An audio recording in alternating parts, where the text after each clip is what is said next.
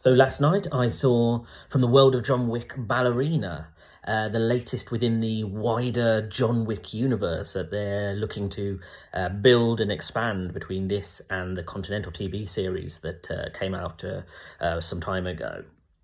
So this follows Ana de Armas as an assassin who, due to a traumatic childhood experience, is trained into being a professional assassin and then goes off on their own on a quest for vengeance.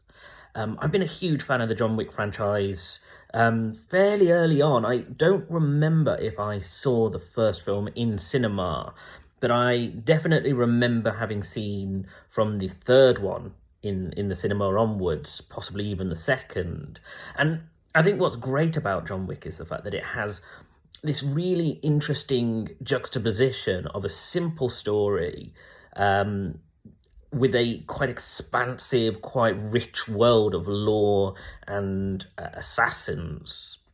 And I think that's the problem I have with Ballerina is, despite the fact that it is a perfectly good action film, it just doesn't meet up to the standards that I think I have experienced with some of the best of the John Wick films. It's perfectly acceptable, and I think some of the action is excellent, but the story as a whole just feels just not as strong as some of the best that John Wick really builds upon. And of course, John Wick being able to build upon each successive sequel means that it's able to, even in its weaker moments, rely on the fact that it's such a strong narrative. But the problem, I think, with Ballerina is the fact that firstly, its relationship to the wider John Wick world is somewhat tenuous.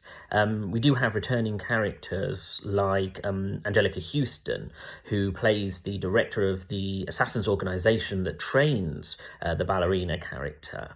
We have Lance Reddick in his final on-screen performance, and between this and the last film I saw, which was Final Destination Bloodlines, it feels like I'm seeing a lot of great actors I'm having to say goodbye to in their final roles. But you also have Ian McShane, who really feels like he's now the cornerstone point of the John Wick universe. And then, of course, you have Keanu Reeves, who plays a small, admittedly very small role within the Ballerina story. But I can't say that the links to the wider John Wick world is completely tenuous. You know, you do have the organization that Angelica Houston is the director of.